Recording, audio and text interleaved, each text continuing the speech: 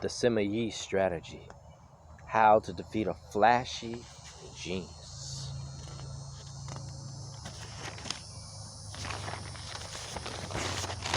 The universal law that the modern world is desperate to ignore, human nature, power dynamics, and strategic vulnerabilities never actually change.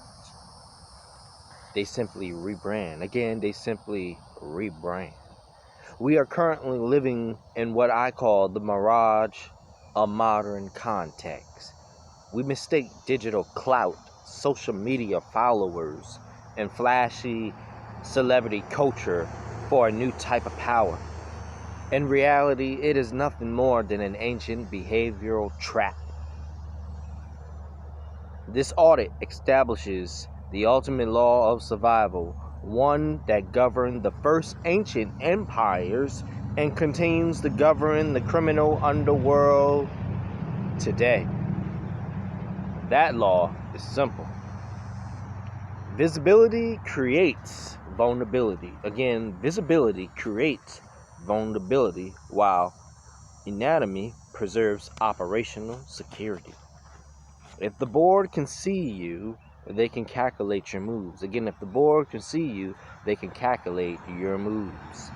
If they can't see you, you aren't just a player, you are the house.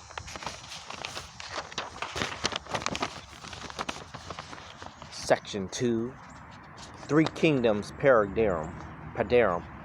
Sima Yi versus Zhuge Liang. Let's look at the first case study in this file, shall we? Please join me.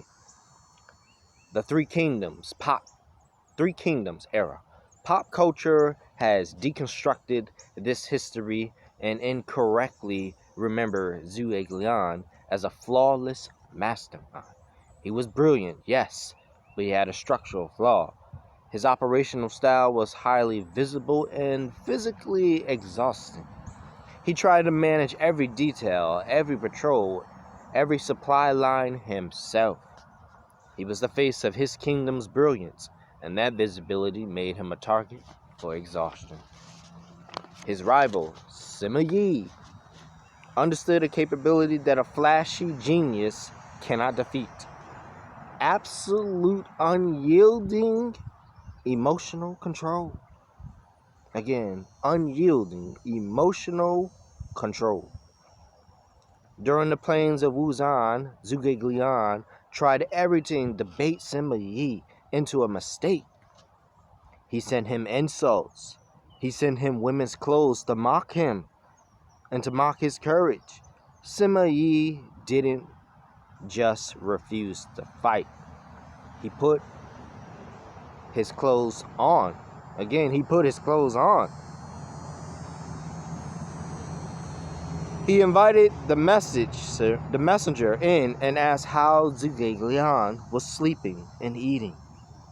He was conducting a forensic audit of his opponent's health while his opponent was trying to win a PR battle.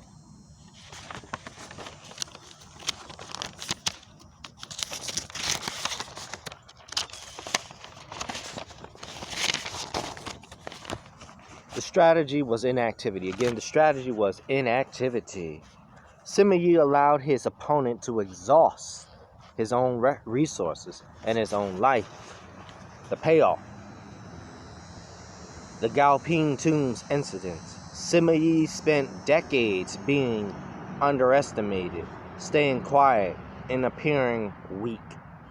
Then, in a single vulnerable move, he seized the empire.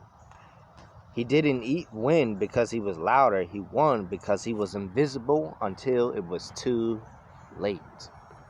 Again, he didn't win because he was louder. No, he won because he was invisible until it was too late.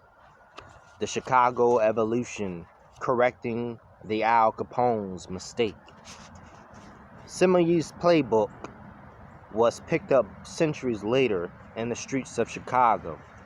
We have to address the Al Capone mistake. Capone's fatal strategic flaw wasn't a lack of muscle, it was his desperate need to be seen. He gave interviews to news camera. He acted as a mainstream entertainment figure. He made himself the face of the Chicago outfit.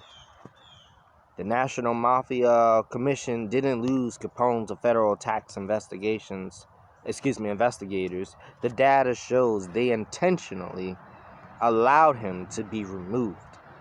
His loud persona was destroying the stability of the revenue.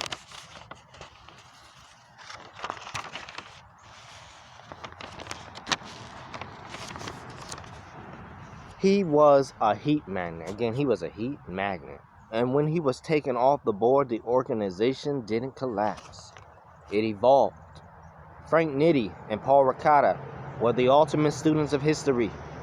They immediately corrected Capone's mistake by shifting the outfit into a quiet, corporate boardroom model. This is the asset insulation model. Again, this is the asset insulation model. They completely separated the identity of the boss from the daily operation of the enterprise. They realized that if the public doesn't know who is in charge, the public doesn't know who to arrest. They traded the celebrity of the gangster for the anatomy of the executive. The behavioral profile, the hidden threat, and the counter ambush. Now, let's look at the mechanics of why being underestimated is a tactical advantage. Again, let's look at the advantage, because it is an advantage. A true strategist establishes a rigid baseline of their performing for a crowd. They are free to observe. They notice the replaced guard, the altered uniform, or the subtle change in a person's voice.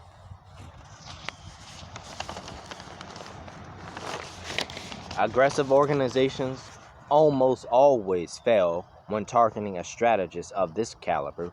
Why? Because of the failure loop of the second strike. When an initial attempt on a quiet strategist fails, it immediately triggers a hyper-vigilant lockdown. The window for a follow-up strike doesn't just close, it vanishes. So by combining physical reflexes with the distance, precision, and strategic foresight, the strategist shatters the attacker's OODA, that is, loop, observe, orient, decide, act. The timing is disrupted. The hunter instantly becomes the prey because they are attacking a ghost they thought was a target. Conclusion? Verdict of the long game. Again, verdict. To wrap up this audit, we see this pattern repeating right now. Sean Diddy Combs didn't innovate. He simply repeated the Al Capone mistake. He traded operational security for public validation. While the cameras are focused on the loud collapses, the true contemporary masterminds are operating in complete, invisible silence using my favorite strategy, the Sima Yi playbook.